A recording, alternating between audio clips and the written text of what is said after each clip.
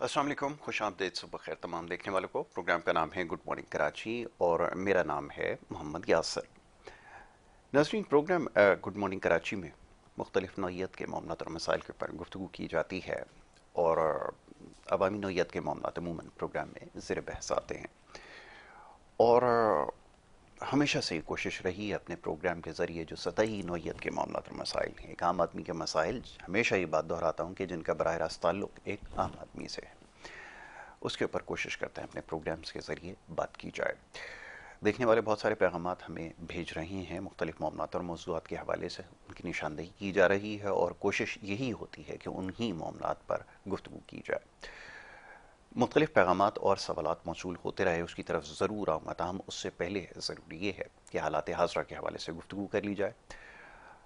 बड़ी अफसोसनाक ख़बर है कि गुज़िश्ता रोज़ एक बड़ा अंधोनाक और एक अफसोसनाक वाक़या पेश आया पड़ोसी मुल्क ईरान के अंदर।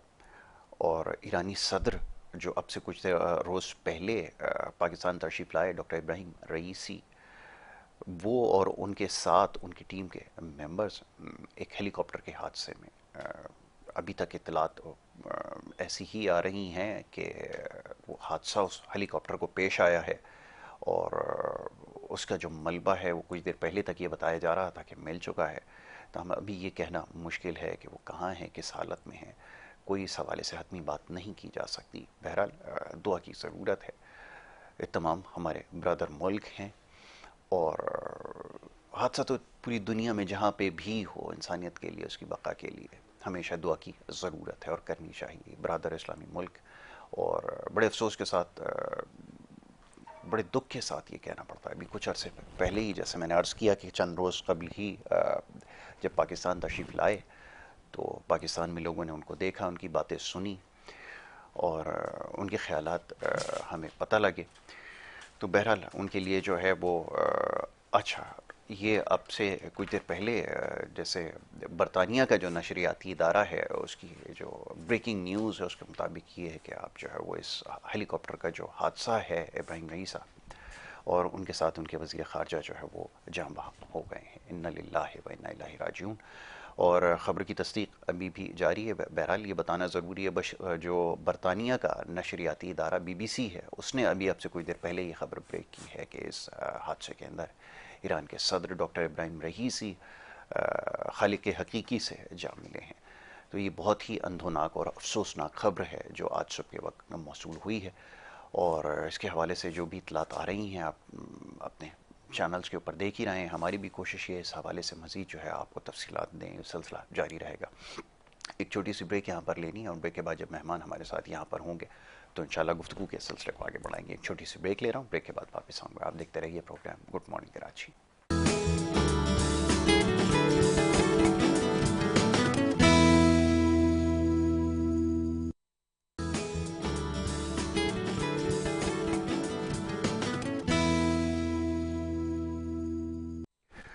वेलकम बैक जी। एक दफ़ा फिर आपको खुश आमदीद कहेंगे और ब्रेक पे जाने से पहले प्रोग्राम की इब्तिदा में बात हुई, ये ख़बर आपको दी अफसोसनाक, और अब से कुछ देर पहले उसका बाकायदा ऐलान भी हो चुका है। ईरानी सदर डॉक्टर इब्राहिम रईसी जो हेलीकॉप्टर का हादसा गुज़िश्ता रोज़ हुआ है उसमें अब इत्तलात ये हैं कि जाँ बहक हो गए हैं।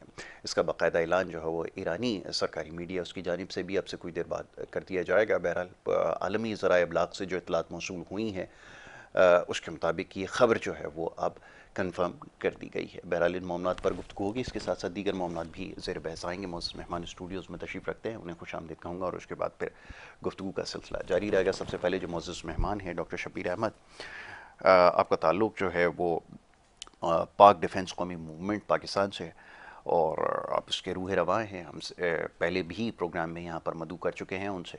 पाकिस्तान की सियासी जो सूरत हाल है उस पर गुफ्तगू रही है। डॉक्टर साहब को मैं खुश आमदीद कहता हूँ। बहुत शुक्रिया डॉक्टर साहब आपका बड़ी नवाजिश प्रोग्राम में वक्त देने के लिए। उनके हमरा तशरीफ़ फरमा है आयशा सदफ़, इंफॉर्मेशन सेक्रेटरी पाकिस्तान पाक डिफेंस कौमी मूवमेंट पाकिस्तान की, उनको मैं खुश आमदीद कहता हूँ। बहुत शुक्रिया आपका भी प्रोग्राम में वक्त देने के लिए। डॉक्टर साहब, सियासी सूरत हाल की तरफ आते हैं और साथ साथ मुआशी सूरत हाल के ऊपर भी गुफ्तगू करनी है। ताहम उससे पहले जो अफसोसनाक खबर मिली है, मैं चाहूँगा अगर उसके हवाले से कुछ कहना चाहें तो ज़रूर कहिए। जी जी, ये एक ईरान की आवाम के लिए एक बहुत बड़ा सानिया है यकीन। जो वहाँ के प्रेसिडेंट साहब अभी कुछ ही दिनों पहले तो वो पाकिस्तान का दौरा करके गए हैं। जी। तो कल जब ये न्यूज़ आई कि उनके हेलीकॉप्टर को हादसा पेश आया, तो मैं उसी टाइम से ही बहुत ज़्यादा परेशान था बिल्कुल। कि अल्लाह तबारक ताला उन्हें अपनी हिफ्ज़-ओ-अमान में रखे। लेकिन आज उनके जो है हलाकत की खबर सुन के दिल बहुत अफसरदा हुआ है और अफसोस है। लेकिन जो भी दुनिया में आया उसने एक ना एक दिन जाना है, बेशक। और अल्लाह तबारक ताला उन्हें जन्नतुल फिरदौस में आला आमीन मकाम इलाही अता आमीन। फरमाए। और ईरानी अवाम के हम इस गम के बराबर के हम इस गम में उनके शरीक हैं, और अल्लाह तबारक ताला उनको भी आमीन इलाही सब्र आमीन। जमील अता फरमाए। बिल्कुल जी, ये मुश्किल वक्त है और इस मुश्किल की घड़ी में पाकिस्तानी अवाम जो है अपने ब्रदर मुल्क के साथ खड़े हैं और मरहूम की जो है दुआ मग़फ़िरत करते हैं और ताज़ियत भी पेश करते हैं।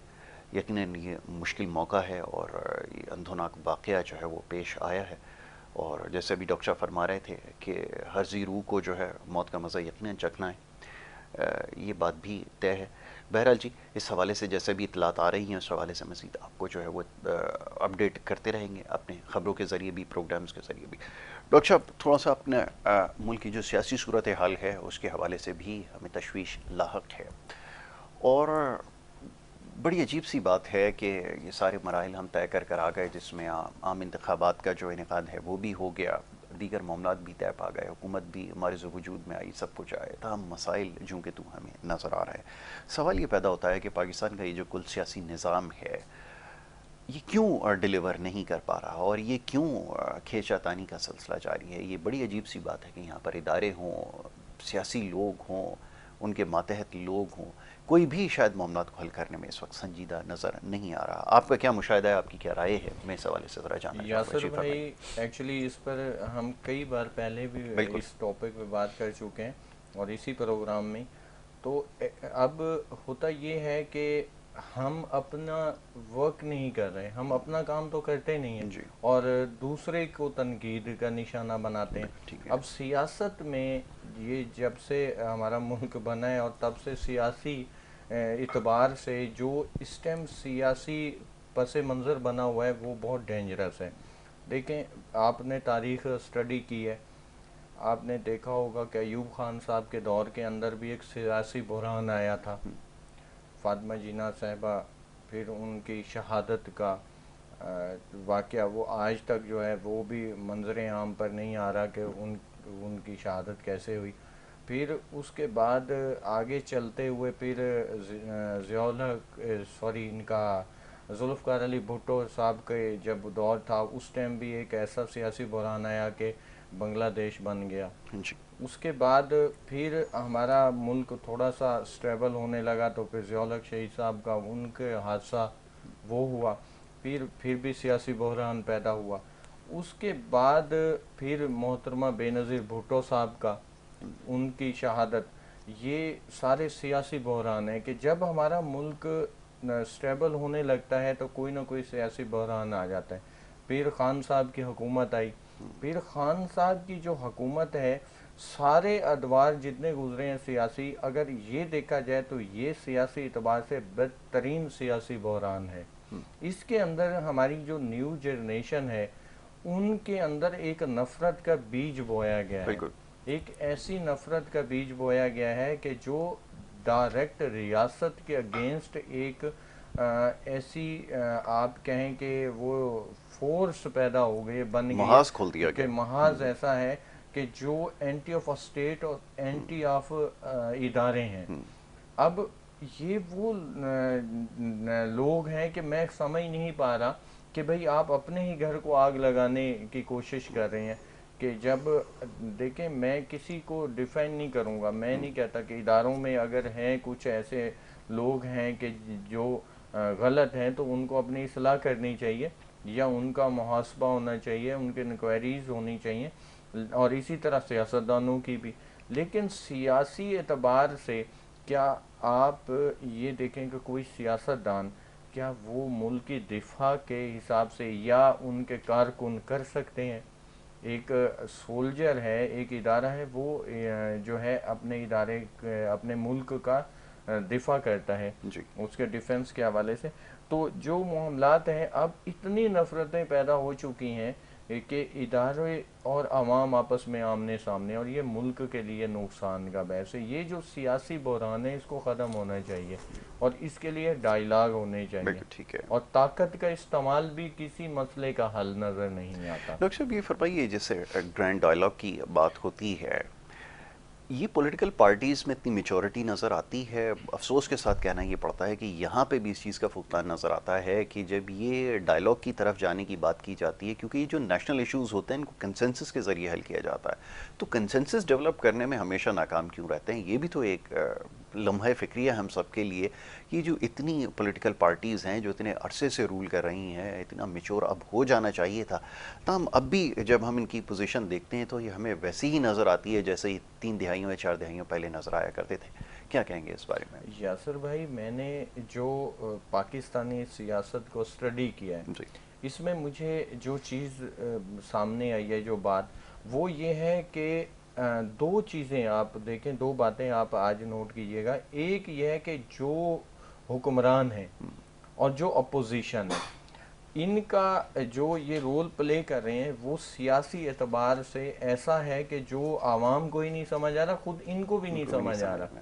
ابھی وہ انہوں نے وہ جو وڈیرا شاہی سسٹم ہے نا، کہ گھروں کے اندر جیسے انہوں نے اپنے نوکر کو ٹریٹ کرنا ہوتا ہے، یہ چاہتے ہیں کہ ملک کو بھی، ملکی عوام کو بھی ویسے ٹریٹ کیا جائے. یہ سیاستدان ہے. اچھا، اب جتنے بڑے افسران ہیں وہ اپنے ماتحت کے ساتھ جو طریقہ رکھتے ہیں وہ چاہتے ہیں عوام پہ بھی وہی اپلائی کیا جائے. اب عوام پس چکی ہے معاملات کے اندر، مہنگائی، بے روزگاری اور دیگر، وہ اب بغاوت پہ اتر رہی ہے. اب یہ جو ہے نا، یہ بات اداروں کو بھی سمجھنی چاہیے اور یہ سیاستدانوں کو بھی سمجھنی چاہیے کہ یہ ملک کے لیے بہت نقصان کا باعث ہے. اس چیز کی طرف جا رہے ہیں. اور ابھی ایک بہت بڑی سیاسی پارٹی ہیں، ان کے ایک وزیر صاحب، کون سے وزیر ہیں یہ بھی نہیں بتاؤں گا، انہوں نے اگلے دن پریس کے اندر یہ بول دیا کہ عمران خان کو ایک سیٹ سے جتوایا بھی گیا ہے اور اس کے یہ ایک سب گیم ہے. اور کہ یہ، میں حیران ہو گیا ان کی اس سٹیٹمنٹ میں، کیونکہ وہ دبئی جو پراپرٹی لیکس سکینڈل آیا تو اس کے بعد یہ سٹیٹمنٹ آنا، میں حیران ہو گیا کہ یہ اس کا کیا ہے. بالکل صحیح ہے، آپ نے بالکل صحیح کہا کہ اس قسم کی سٹیٹمنٹس دی جاتی ہیں. بہرحال سنجیدگی کا مظاہرہ کرنے کی ضرورت ہے، یہ سب سے زیادہ ضروری ہے. اور اس کے بعد جو سب سے بڑا چیلنج ہے وہ ایک اکنامک چیلنج ہے جس کے اوپر ابھی بات کی جائے گی. جی مس عائشہ، اب یہ فرمائیے کہ نوجوانوں کا کردار تو بڑا اہم ہے اور سوشل میڈیا کے ذریعے جو کچھ ہوا وہ ہم سب کے سامنے ہے. اس کی جو نقصانات ہیں وہ بہت زیادہ سامنے آئے. اب آپ یہ بتائیے کہ آپ کی کیا سوچ ہے، آپ کے خیالات ہیں، کس طرح اس سوچ کو بہتر کیا جائے، صحیح چیز لوگوں تک پہنچے، اس سے وہ صحیح چیز اخذ کر کے جو ہے کسی نتیجے پر پہنچنے کی کوشش کریں، یہ کیسے ممکن ہو سکے گا اور اس میں ہم کیا اپنا کردار ادا کر سکتے ہیں، یہ ذرا فرمائیے گا. جی، سب سے پہلے میں آپ کا چینل کا تھینک یو کہتی ہوں کہ آپ لوگوں کی وجہ سے میں آج یہاں بیٹھی ہوں. اور دوسرا یہ کہ کنڈولنس ایرانی صدر کے لیے، وہ تو بہت بڑی افسوسناک خبر ہے. ہم وہ یہاں وزٹ کے لیے آئے تھے، ہم تو خوش ہو رہے تھے کہ کوئی اچھا انیشیٹو ہمارے ملک میں آئے گا، کچھ بزنس بڑھے گا، کچھ معاملات اچھے ہو جائیں گے ہمارے ملک کے لیے. تو بس یہ بہت افسوسناک ہے ہمارے لیے، پوری دنیا کے لیے اور ایران کے لیے بھی، عوام کے لیے بھی. اور جیسا آپ نے یوتھ کے لیے جو کہا ہے، تو یوتھ جو ہے وہ بس پروپیگنڈا ہی اس پہ چل رہا ہے، انٹرنیٹ پہ ہر بات کا ان کا نیگیٹو چیزیں چل رہی ہیں. سچائی کچھ ہے نہیں، سچائی کچھ اور ہوتی ہے، ٹھیک ہے. اور جو نیٹ پہ چیزیں چل رہی ہوتی ہیں وہ کچھ سٹینڈ ہی نہیں کرتی ہیں، کوئی سٹیٹس ہی نہیں ہے ان کا، کوئی ایگزسٹ نہیں کرتی کوئی بھی چیزیں. آپ سچائی کو بس ڈھونڈتے ہی رہیں. تو یہ ہر چیز کے بارے میں یوتھ کو جو ہے یہ انٹرنیٹ اور یہ ساری چیزیں یہ اچھے کاموں کے لیے یوز ہونا چاہیے، لیکن یہ اب اس کو جو نیگیٹو چیزوں کے لیے یوز کرتے ہیں، سیاست کے لیے نیگیٹو، آرمی، یہ چیزیں جو ہماری جو ہیں ان کی ساری چیزیں نیگیٹو ہی اس میں چل رہی ہیں. اب ان کو پازیٹیو کی طرف کہاں سے لے کر آئیں؟ آج تو میرے دماغ میں جو یہ ہے یا دل میں یا سوچ میں، سب سے پہلے ہم بات کرتے ہیں کہ وہ سیاست ایسی چل رہی ہے یا سیکیورٹی ادارے ایسا کر رہے ہیں. میرے دماغ میں ہے عوام فوکس، یعنی میں صرف عوام کو فوکس کرنا چاہتی ہوں. عوام کا اپنا کیریکٹر کیا ہے؟ آپ نے ابھی دیکھا ہے جو بجلی کے جو بلز وہ لکھا ہوا تھا نیٹ پہ چل رہا تھا کہ آپ بھی کشمیری بنے، آپ 5 روپے یونٹس بنائیں. تو بھائی آپ عوام کیا کر رہے ہیں؟ یہ ساری چیزیں، پاکستان کے حالات بہتر کرنا منٹوں کا کام ہے، اوور نائٹ چینج ہے، لیکن یہ ہے کہ یہ ساری چیزیں عوام کے خود ہاتھ میں، یہ کامیابی ان کے اپنے ہاتھ میں. اب آپ مصیبتیں جھیلنا چاہتے ہیں تو آپ جھیلیں، اور اگر نہیں کرنا چاہتے تو آپ آئیں، روڈ پر آئیں، آپ اپنا حق لیں. بالکل صحیح، جیسے لوگ لیتے ہیں، پوری دنیا میں لوگ لیتے ہیں. اور یہ نیگیٹو ہی جو نیگیٹو باتیں جو یہ چلتی ہیں کہ بھئی وہ سیاست اتنے عرصے سے کر رہا ہے، اس نے پاکستان کے لیے کچھ نہیں کیا. جب جس کی جیسی عوام ہوگی تو وہ تو ایسے ہی چلے گا نا اس کے ساتھ. آپ ظلم سہتے رہیں گے، وہ ظلم کرتے رہیں گے. بالکل ٹھیک ہے، تو بس آپ کے سوال کا بس یہی جواب ہے، فوکس عوام ہے کہ عوام اس حالات کو خود، حالات جو صحیح کرنے کا کام ہے ان کے خود کر سکتے ہیں. یہ ان کی کل ذمہ داری ہے کہ وہ اپنے حالات کو بہتر بنانے کے لیے کام کریں.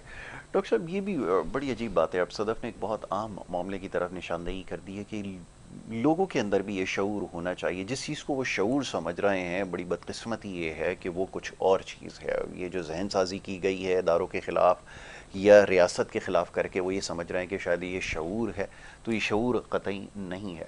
یہ جو شعور واقعتاً ہے جس کے بارے میں ابھی بات کر رہی تھی صدف، کہ اب مہنگائی کے خلاف آواز اٹھائیں، یہ جو زیادتیاں ہو رہی ہیں اس کے خلاف آواز اٹھائیں. کم از کم کچھ اس طرح کا کوئی فعل ایسا ہونا چاہیے جو کہ ہمیں نظر نہیں آتا. کیا یہ واقعتاً ایسا ہے کہ ہم لوگ بہت زیادہ مظلوم ہیں، یا ہم اتنے زیادہ بحث ہو چکے ہیں کہ ہم تمام چیزوں کا فرق ہمیں نہیں پڑتا؟ کرنا کیا چاہیے؟ سوال یہ پیدا ہوتا ہے، ذرا فرمائیں. یاسر بھائی، اس ٹائم آپ نا ایک ہم یعنی آپ، میں، ہم سب، پوری قوم آتش فشاں کے دہانے پہ ہیں. بالکل صحیح. ایک بہت عرصے سے آپ نے ایک چیز نوٹ کی ہوگی کہ کچھ ایسے علماء کے روپ میں غیر ملکی ایجنٹ پکڑے گئے تھے ہمارے ملک کے اندر، جو علماء کا وہ گیٹ اپ بنا کے بڑے بڑے مدارس اور مساجد میں دینی تعلیم دے رہے تھے. یہ جو فرقہ پرستی ہمارے اس میں سریت کر گئی ہے ہماری قوم کے اندر، مختلف، یعنی دیوبندی، بریلوی، سنی، اہل حدیث اور دیگر، تو یہ سب باتوں کو لے کے پہلے تو بہت بڑی نفرت عوام میں دینی اعتبار سے ہے کہ وہ ایک دوسرے کو برداشت نہیں کرتے. پھر اسی طرح کی نفرت شروع سے آپ دیکھ رہے ہوں گے کہ پیپلز پارٹی اور نون لیگ، ان کے کارکن ایک دوسرے کے دستے گرباں ہوتے تھے. آپ پاس میں چلے جائیں. اس کے بعد جب عمران صاحب کی حکومت آئی تو پھر یہ ایک ہو گئے اور آج بھی ایک ہی ہیں. تو یہ معاملات ہیں کہ اب سیاسی اعتبار سے بھی عوام میں نفرت ہے اور دینی اعتبار سے بھی نفرت ہے. اور یہ اس کے لیے بہت ذہن سازی کرنے کے لیے بہت کچھ انویسٹمنٹ ہوئی ہے. آپ کو پتہ ہے باہر کے ایجنسیز کرتی ہیں، اور ملک میں انہوں نے بہت کچھ کر لیا ہے.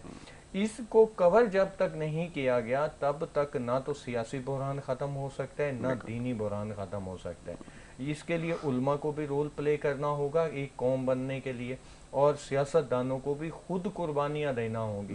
اگر صرف ملک کو آپ دیکھیں کہ ایک ایسی اسٹیٹ انہوں نے بنایا ہو کہ یہاں سے لوٹنا ہے، چاہے وہ پراپرٹی کے حساب سے ہو، زمینوں پہ قبضے ہوں، یا آپ کوئی بھی بزنس، اگر آپ دیکھیں جیسے سولر سسٹم لائے تو اس میں سکینڈل، گندم کی خرید و فروخت میں سکینڈل، ہر ایک چیز میں اب قبلہ درست کرنا پڑے گا سیاستدانوں کو سب سے پہلے. اچھا، اب عوام کو گمراہ کیا کرتے ہیں سیاستدان؟ میں بتا رہا ہوں، یہ بات بڑی عوام تک پہنچنی چاہیے اور عوام کو سمجھنی چاہیے کہ کہتے ہیں کہ ادارے ایسا کر رہے ہیں. ادارے بیسک جو ہیں وہ جمہوری حکومت کے ماتحت ہوتے ہیں، وہ کچھ نہیں کر سکتے. اب ہاں، اگر کوئی ایک افیسر یا ایک عہدے دار اگر کچھ کر رہا ہے تو وہ کس کے ساتھ ہے؟ وہ آپس میں ان کی ملی بھگت ہوتی ہے، جس میں سیاستدان اور وہ جو ادارے کا افیسر ہے، یہ بیسک دونوں انوالو ہوتے ہیں. پورا ادارہ نہیں اس میں انوالو ہوتا. تو یہ چیزیں ختم ہونی چاہیے. عوام کے اندر جب تک ایک وہ فضا نہیں ہوگی کہ ریاست کو بچانا ہے. اس ٹائم ریاست جو ہے نا داؤ پہ لگ گئی ہے. بالکل ریاست کو داؤ پہ لگا چکے ہیں سیاستدان اپنی کرسی کے چکر میں جی, اور جو ادارے ہیں وہ اپنی انا کے چکر میں. بالکل. اور یہ میں دیکھ رہا ہوں کہ ہماری جو نیو جنریشن ہے خدا نہ خواستہ یہ بغاوت پر آ گئی تو وہی کام نہ ہو جائے جو عراق میں اور شام میں ہوا ہے, ہمارے ملک میں ہو. کیونکہ ہم ایٹمی قوت ہے اور ہمارا ایٹمی قوت ہونا پوری دنیا کو کھٹکتا ہے اور وہ نہیں چاہتے کہ پاکستان کو. اسی لیے دیکھیں آئی ایم ایف کے اور دیگر قرضوں کے معاملات میں پاکستان کو جکڑ دیا گیا, اور ہم خود نجی ایئر لائن اپنی بناتے ہیں. وہ آپ کو دیکھیں جی ایک وزیر اعظم صاحب تھے, انہوں نے اپنے دور میں پی آئی اے کو برباد کر کے اپنی نجی ایئر لائن سٹارٹ کر دی.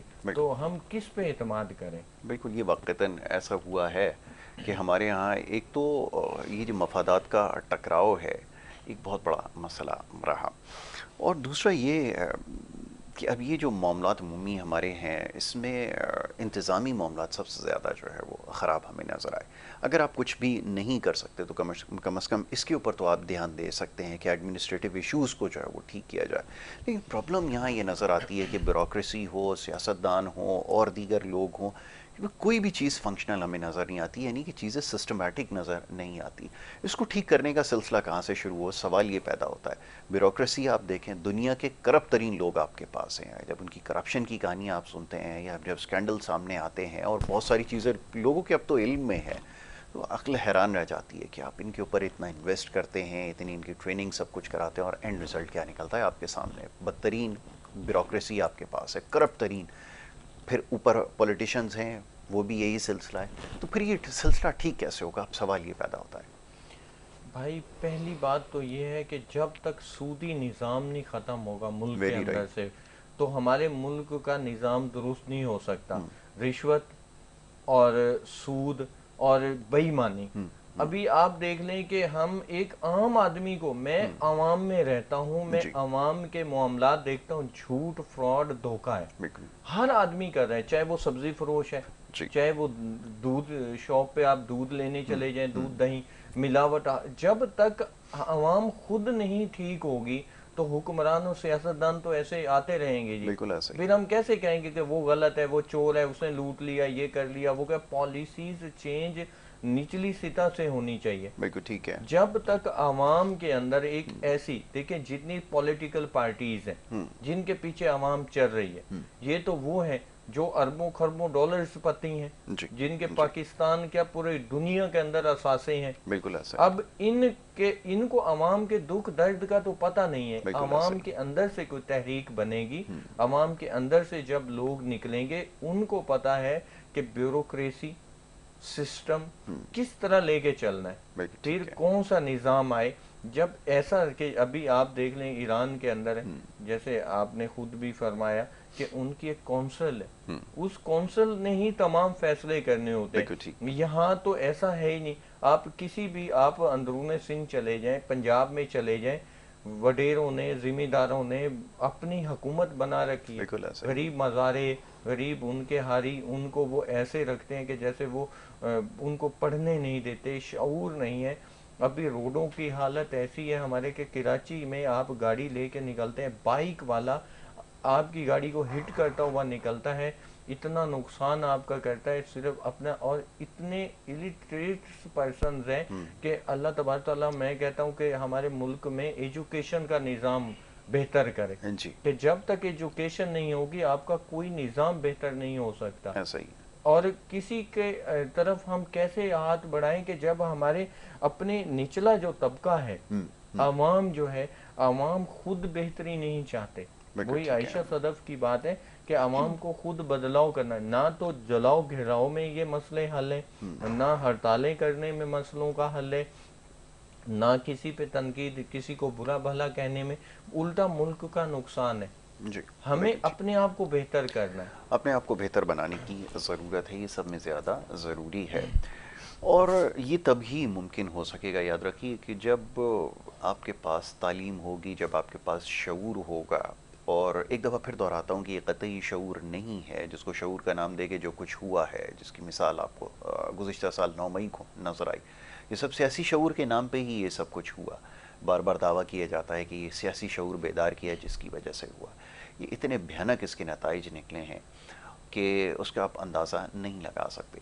ان نسلوں کے ساتھ جو کچھ ہو رہا ہے، کیونکہ ملک کی کہا یہ جاتا ہے، خیال یہ ہے کہ باغ ڈور جو ہے انہیں کے پاس ہوتی ہے، یہی مستقبل کا فیصلہ کر سکتے ہیں، ان کے اندر اہلیت یا صلاحیت ہے.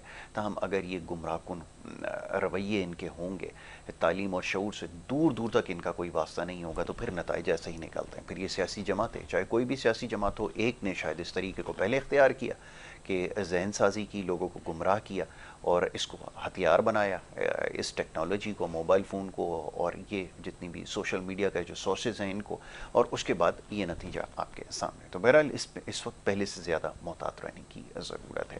جی عائشہ صدف صاحبہ، یہ فرمائیے کہ اب ہماری اپنی کیا ذمہ داری ہے، اس کو بھی سمجھنے کی ضرورت ہے. جیسے آپ نے کہا کہ اپنی اصلاح کرنا ضروری ہے، لیکن سب سے بڑا چیلنج یہ ہے کہ نہ علم ہے، نہ آگہی ہے، نہ شعور ہے. جب یہ ساری چیزیں میسر نہیں ہوں گی، پھر کیسے یہ کام پورا ہوگا؟ یہ ذرا سمجھائیے، آپ کیا سمجھتے ہیں؟ کیونکہ حکومت کچھ بھی کر سکتی ہے، سڑک بھی بنا دے گی ایک وقت، تاکہ بہت زیادہ جب ضرورت پڑے گی کہیں نہ کہیں ہسپتال بھی بنا ہی دیتے ہیں، لیکن اگر نہیں بنائیں گے تو اسکول، کالجز اور یہ جو تعلیمی نظام ہے اس کو بہتر نہیں بنائیں گے. لاکھ روٹی کپڑا مکان اور اس طرح کے دعوے کریں، لیکن کبھی یہ دعویٰ نہیں کریں گے کہ ملک کے تعلیمی نظام کو بہتر بنائیں، کیونکہ اگر ایسا ہو گیا تو پھر یہ دوبارہ منتخب نہیں ہو سکیں گے. تو یہ بات تو طے ہے کہ یہ اس کو کبھی بھی ٹھیک نہیں کریں گے. اب آپ تو بتائیے. یہ آپ کا سوال بالکل اچھا ہے. وہ عوام میں اویئرنیس آنے نہیں دینا چاہتے نا. ایجوکیشن ہوگی تو ان کو کچھ سمجھ آئے گا کہ ہم پہ ظلم ہو رہا ہے. جو یہ مہنگائی، ڈیئرنیس، یہ ساری چیزیں جو ان کے عوام کے سر پہ ڈالی ہیں. لیکن میں نے جیسے پہلے آپ کو بولا کہ یہ ساری چیزیں بہت آسان ہیں، یہ عوام کے اپنے خود ہاتھ میں ہیں. پوری دنیا کی جو عوام ہے وہ سب اپنے معاملات خود مسئلے حل کرتی ہے. سیکیورٹی اداروں سے بھی اپنے مسائل کا حل لیتی ہے، سیاستدانوں سے بھی لیتی ہے، عوام خود کرتی ہے. اور جیسے بھی ڈاکٹر صاحب نے بولا کہ ہماری عوام خود ہی صحیح نہیں ہے، بےایمانی، ہر چیز میں بےایمانی کرتی ہے. ٹریفک سے متعلق ہم یہی بات کرتے ہوئے آ رہے تھے، بہت پریشان، شعور ہی نہیں ہے، بالکل اویئرنیس ہی نہیں ہے. نہ ڈرائیونگ کا کچھ ان کو سینس ہے، اور ان کو تعلیم ہی نہیں نا، وہ ایجوکیٹ ہی نہیں کرنا چاہ رہے نا. بڑے جو سر پر ہیں وہ آپ کو ایجوکیٹ کرنا ہی نہیں چاہ رہے. اب یہ جو انٹرنیٹ کا جو آپ کا کویشچن تھا، وہ پھر اس کی نیگیٹیوٹی ان کے دماغوں میں ڈال دی ہے کہ وہ ان سے پولیٹیکل چیزوں کے لیے انہوں نے نیگیٹیوٹی کر دی ہے. یہ سیکیورٹی اداروں کے لیے انہوں نے جو بچوں کے یوتھ ہے اس کے دماغ میں جو ڈالا ہے. تو یہ ساری چیزیں ایسے ہی چلیں گی کیونکہ ایجوکیٹ کرنا ہی نہیں چاہ رہے اور کوئی اچھی بات سمجھانے والا ہے نہیں. اور جو اچھی بات چینلز پہ آ کے جو اچھی باتیں کرتے ہیں ان کو وہ سنتے نہیں ہیں تاکہ وہ ان سے کچھ لرننگ کریں یا ان کو کچھ پوائنٹ ملے کہ ہم کس اسٹیج پہ کھڑے اس کے بارے میں سوچیں. جو یہ بات کہی جا رہی ہے اس کی وجہ کیا ہے، کیوں یہ بات بار بات بتائی جا رہی ہے؟ آپ نے بالکل صحیح کہا کہ وہ سوچنے کو تیار نہیں. تو یہ پاکستان کے جو مسائل کا حل ہے یہ خود عوام کے ہاتھ میں ہی ہے.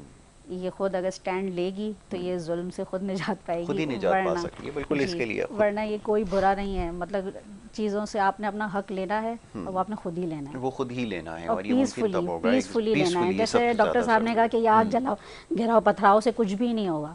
آپ نے پیسفلی جو ہے نا اپنے ڈیمانڈس ڈالنی ہے کہ بھئی ہمیں یہ ریلیف ملنی چاہیے. بالکل تو اس سے مسئلے کا حل ہے. بالکل آپ نے صحیح کہا کہ یہ مسئلے کا حل اس وقت ہی ممکن ہے جب آپ خود اس چیز کا فیصلہ کریں گے کہ آپ نے اپنی سمت کو درست کرنا ہے. اور جیسا بھی صدف نے فرمایا کہ سب سے زیادہ ضروری یہ ہے کہ اصلاح اپنی کریں اور معاملات کو سمجھنے کی کوشش کریں. اور خدارہ یہ جو آپ کو بتایا جاتا ہے واٹس ایپ گروپس کے اندر جو میسیجز بھیجے جاتے ہیں، پوری ایک سازش کے تحت یہ ساری سلسلہ ایک شروع ہو رکھا ہے. کافی عرصے سے آپ اس کا شکار ہوتے رہے ہیں، آپ کے ذہنوں میں الٹی سیدھی چیزیں جو ہیں وہ ڈالی گئی ہیں. یہ ایک بڑا خطرناک طریقہ ہے. انشاءاللہ کبھی موقع ملے گا تو اس کے اوپر پھر تفصیل سے گفتگو کی جائے گی. ڈاکٹر صاحب اب یہ فرمائیے کہ جیسے جیسے بجٹ قریب آتا ہے لوگوں کی مشکلات میں اضافہ ہوتا ہے، اور میں ہمیشہ یہ بات دہراتا ہوں کہ پہلے کسی زمانے میں سال میں ایک دفعہ بجٹ آیا کرتا تھا تو لوگوں کے لیے بڑا مشکل ہوتا تھا وہ مہینہ اور وہ دن، کیونکہ اتنے مشکل فیصلے ہر دور میں ایسا ہی رہا ہے. اب خدا کا شکر ہے کہ انہوں نے آسانی یہ کر دی ہے کہ ہر 15 دن کے بعد بجٹ، تاکہ آپ کو جو ہے وہ ایک سال کا ایک جو جھٹکا ہے وہ ہر 15 دن سے لگتا رہے، تو آپ یوزڈ ہو جائیں، اتنا آپ کو پریشانی نہ ہو. اب ذرا فرمائیے کیا امید رکھی جائے؟ ایک کا تو آپ نے جو سب سے اہم اور بنیادی نقطہ ہے اس کی نشاندہی تو کر دی کہ یہ جو ہمارا سودی نظام ہے اس کے علاوہ آپ کیا سمجھتے ہیں؟ میں تو یہ سمجھتا ہوں کہ یہ ہمارے یہاں جو پالیسی میکرز ہیں ان کے لیے ممکن ہی نہیں ہے کہ وہ اس سلسلے کو ختم کر سکیں یا سسٹم سے باہر آئیں، کیونکہ وہ آنا نہیں چاہتے. پھر کیسے آپ کے معاشی معاملات درست ہوں؟ ایکچولی جو اہم بات ہے، کل میں ایک تحریر پڑھ رہا تھا، یہاں ایک انگریز لیکچرار تھے ایک یونیورسٹی میں پاکستان کی. جب وہ یہاں سے واپس گئے تو انہوں نے ایک بک لکھی، اس بک کا بھی کچھ نام تھا، ابھی مائنڈ میں نہیں ہے. انہوں نے اس میں لکھا کہ پاکستانی قوم جو ہے نا یہ نکمی قوم ہے. اب اس میں بھی شامل ہوں. بالکل صحیح. آپ بھی معذرت کے ساتھ ہمیں سچی بات کرنی پڑے گی. بڑی ہے میرے الفاظ چپتے میں ہیں، لیکن بات تو سچ ہے. پھر انہوں نے کہا یہ نکمی قوم ہے اور ان کو گھر سے ہی نکما کیا جاتا ہے اور ان کو نکما کرتی ہیں ان کی والدہ. اب وہ پریشانی والی بات کہ کیسے، میں اس پہ پوری تحریر پڑھنے پہ مجبور ہو گیا کہ والدہ کیسے نکما کر رہی ہے. انہوں نے کہا کہ اس وجہ سے کہ جب بچہ چھوٹا ہوتا ہے نا تو والدہ جب اس کو سکول بھیجتی ہیں، اس کے شوز خود تیار کر رہی ہیں، اس کا لنچ باکس، اس کی ہر چیز، ایک ایک چیز. پھر اگر والد صاحب اس کو ڈانٹ رہے ہیں تو نہیں میرا بیٹا اس کو کچھ نہیں کہیں. تو اس طرح کرتے کرتے وہ اتنا لاڈلا بن جاتا ہے کہ وہ ذمہ داریوں کا احساس نہیں ہوتا. بڑا جب ہو جاتا ہے تو ذمہ داریوں کا احساس نہیں ہوتا. اب اسی چیز کو میں نے دیکھا ہے کہ یہ جتنے ہمارے لاڈلے سیاستدان ہیں، بہت خوب بہت خوب، کیا کہنا لاڈلے سیاستدان ہیں، پہلے ان کی جو ابتدا ہوئی ہے وہ ہوئی ہے گھر سے، کہ گھر سے ان کو نوکر چاکر ملے ہیں جی. تو انہوں نے وہ جو چودراہٹ دیکھی ہے، نوابی دیکھی ہے، اس حساب سے اب یہ عوام پر حکمران بن گئے ہیں. تو اب ان کو پتہ ہے کہ اس قوم کو شعور تو دینا نہیں ہے، الٹریٹ رکھنا ہے. اب سوشل میڈیا کے اندر جتنی واحیات چیزیں ہیں، جتنا یہ ٹک ٹاک اور دیگر چیزوں میں ہماری قوم کے نوجوانوں کو لگا دیا گیا ہے. پرسوں ایک کلپ گزرا میرے سامنے سوشل میڈیا پر، تو اس پر ایک اینکر بھائی ہمارے وہ گئے اور وہ نیو جنریشن ینگسٹرز 20-22 سال کے لڑکوں سے کسی سے پوچھ رہے ہیں کہ قرآن پاک کے 30 سپارے، قرآن پاک کے کتنے سپارے ہیں؟ تو وہ کوئی جواب نہیں دے پا رہا. اب دیکھیں یہ ایک اسلامی ایسا ہے کہ 30 سپارے ہیں. اب وہ ان کو جواب نہیں، وہ موبائل میں لگ گئے، کوئی ادھر جی مجھے نہیں پتا، کوئی کہہ رہے 40 ہیں، کوئی کہہ رہے 45 ہیں، کوئی کہہ رہے 25 ہیں. یعنی اس حساب کا جب ایک بیسک چیزیں جو ہمارے مسلمانوں کو، نیو جنریشن کو نہیں پتا، تو دینی اعتبار سے تو آپ بتائیں. پھر ہمارے جو علماء کرام ہیں، اب مساجد، مدارس، ان کے میڈیا پر ایسے ایسی باتیں آ رہی ہوتی ہیں کہ وہ بھی وہاں بندہ ڈرتا ہے اپنا بچہ بھیجتے ہوئے پڑھنے کے لیے. تو یہ باتیں جو ہے نا، پھر کچھ اسلامی مدارس ایسے ہیں کہ جن کو سیاست کی بھینٹ چڑھا دیا گیا ہے کہ سیاسی نظریات. یہ وہی بات ہے. دیکھیں بھائی، آپ کی جو ہے جب تک ملک کے اندر آپ کی زراعت، صنعت، تجارت اور جدید ٹیکنالوجی جو ریکوائر ہے، یہ اگر جب تک ہمارے ملک میں نہیں ہوگی تب تک ہم ترقی نہیں کر سکتے. اور اس کے لیے جتنے پالیسی میکرز ہیں اب وہ بے بس کیوں ہو گئے ہیں؟ کیونکہ سستی کی، وہی باہر سے پیسہ آیا، اسے عیاشیاں کر لیں، اپنے بینک بیلنس، اپنے گھر سب بنا لیا. اب وہ خود پریشان ہو گئے کہ کہاں سے دیں. اب جیب سے تو وہ دے نہیں سکتے، کیونکہ وہ جب کچھ جیب میں آ جاتے تو آپ کو بھی پتہ ہے نکلتا نہیں ہے. اب وہ مزید، اب آپ دیکھیں آئی ایم ایف کا قرضہ جو قسط دینے کے لیے پھر قرض لے رہے ہوتے ہیں. تو اس طرح ملک اور قوم کو تو ڈبوتے جا رہے ہیں. یہ بہتر یہی ہے کہ یہاں ملک میں صدارتی نظام ہے، صدر بھی ایسے ہوں کہ جو ملک کو ترقی کی راہ پہ لانا چاہیں. پھر وہی گورنر سسٹم، وہی پوری عوام کے نچلے طبقے تک عوام کے اختیارات ہوں. ڈاکٹر صاحب قطع کلامی کی معذرت چاہوں گا ذرا، کیونکہ وقت محدود ہے. ذرا اس کے اوپر بھی بات کر لی جائے کہ صدارتی نظام اس سے پہلے ملک میں رائج تھا، اس کے کیا نتائج نکلے وہ بھی ہمارے سامنے ہیں. تو سوال یہ پیدا ہوتا ہے کہ اس نظام کو دوبارہ سے اگر ہم اس کو ریپلیس کر کے والا سسٹم لے کر آ جائیں تو اس کے کیا نتائج واقعتاً نکلیں گے؟ کیونکہ یہاں تو پرابلم یہ ہمارے کلچر میں رہی ہے، جو ہمارا مزاج ہے جس کی بھی آپ بات کر رہے تھے، وہی کہ اگر کسی کے پاس اختیار آ جائے زیادہ تو اس کے بعد وہ حل کرتا ہے کہ وہ آپ ابھی دیکھ ہی رہے ہیں. کیسے ممکن ہوگا یہ ذرا سمجھائیے. یاسر بھائی، اس ٹائم ہمارے ملک کے اندر جو جمہوری نظام چل رہا ہے نا، ایک ایسا نظام بنا دیا گیا ہے کہ آپ دیکھیں کہ ملک کسی ٹائم بھی ٹکڑوں میں بٹ سکتا ہے. 18ویں ترمیم کا جو بل پاس ہوا تھا پیپلز پارٹی کے دور میں, ایک ایسی تلوار ہے کہ جو کسی ٹائم بھی کاٹ سکتی ہے, ملک ٹکڑوں میں بٹ سکتا ہے. 18ویں ترمیم کا بل بڑی سازش کے تحت پاس ہوا ہے پارلیمنٹ کے اندر, اور آپ دیکھیں آپ کا وفاق کمزور ہے, بالکل کمزور ہے. آپ کا پریزیڈنٹ جو ہے وہ اس کے پاس کچھ بھی نہیں ہے. پریزیڈنٹ کے پاس اختیارات ہوتے تھے تو سارے صوبوں کو ساتھ لے کے چل رہے ہوتے تھے. ابھی نظام یہ بن گیا کہ جتنے صوبے ہیں وہ جو اپنی انکم ہے وہ اپنے پاس رکھتے ہیں, وفاق کو کہتے ہیں لا کے ہمیں اور دو. وہ باہر سے کٹورا لے کے بھیک مانگتا پھر رہا ہے. اور کوئی بھی اگر بات کرتا ہے تو جس صوبے کی وہ اکثریت ہوتی ہے وہ پارلیمنٹ میں الگ شور کرتے ہیں, اور اس کے بعد وہ کیا کرتے ہیں, علیحدگی کے نعرے لگانا شروع کر لیتے ہیں. کوئی سندھو دیش کا, کوئی آزاد بلوچستان کا, کوئی فاٹا کے اور خیبر پختونخوان کی آزادی کے, کوئی گریٹر پنجاب کے. یہ بلیک میلنگ ہو رہی ہے اور یہ ایک بہت بڑی سازش ہوئی ہے. جب تک یہ 18ویں ترمیم کا بل ختم نہیں ہوتا اور ملکی سطح پہ صدارتی نظام, آپ دیکھ لیں کہ جب صدارتی نظام تھا آپ کے ملک کا یہ حال نہیں تھا. پرویز مشرف صاحب کے دور تک صدارتی نظام رہا ہے. آپ کے ملک کے اوپر اتنے قرضے نہیں تھے. صدر ایوب صاحب کے دور میں ہم قرضے دیتے تھے, لیتے نہیں تھے. تو سب سے پہلے جو ہے اس ٹائم 1956 میں جا کے پاکستان نے IMF سے قرضہ لیا. اس کے بعد پھر ہم قرضوں کی دلدل میں دھنستے گئے ہیں. یہ دیکھیں خدا نہ خواستہ اگر یہ 18ویں ترمیم کا بل ختم نہ کیا گیا تو یہ وہی ہوگا کہ الگ الگ پاکستان کو ٹکڑوں میں بانٹ دیں گے. اب سوال یہ پیدا ہوتا ہے کہ پھر یہ انیشیٹو لے گا کون؟ یہ جو پولیٹیکل پارٹیز ہیں, کیا آپ سمجھتے ہیں کہ اتنا وزڈم ان میں پایا جاتا ہے کہ وہ یہ فیصلہ کریں؟ کیونکہ اس کے اوپر تو کنسنسس ایک ڈیولپ ہوا اور پھر یہ اسمبلی سے پاس ہوا, ساری اسمبلی سے, اور اس کے بعد پھر یہ قانون کا حصہ بنا. اب سوال یہ پیدا ہوتا ہے کہ کیسے اس کو ختم کیا جائے گا اور کرے گا کون؟ یہ تو وہی سارے لوگ اس وقت بھی بیٹھے ہوئے ہیں, اور جو اس وقت باہر ہیں ان کی بھی رائے زیادہ مختلف نہیں ہے. تھوڑی شاید ایسی جماعتیں ہوں گی جو اس چیز کو سمجھتی ہیں. تاہم اب یہ کام کیا کیسے جائے, سوال یہ پیدا ہوتا ہے. پھر صدارتی نظام کی طرف لے جانا, جیسے میں نے کچھ دیر پہلے آپ سے یہ سوال کیا کہ کنسنسس ڈیولپ کرنا ایک انتہائی مشکل کام ہے, کہ سب کی سوچ ایک جیسی ہو. اہم قومی ایشوز کے اوپر سارے ہر ایشوز کے اوپر ڈیوائیڈڈ نظر آتے ہیں. ایون یہ کیونکہ پوری دنیا میں نہیں ہوتا کہ جو ایک نیشنل انٹرسٹ کی بات ہوتی ہے اس پہ سارے ایک پیج پر ہوتے ہیں.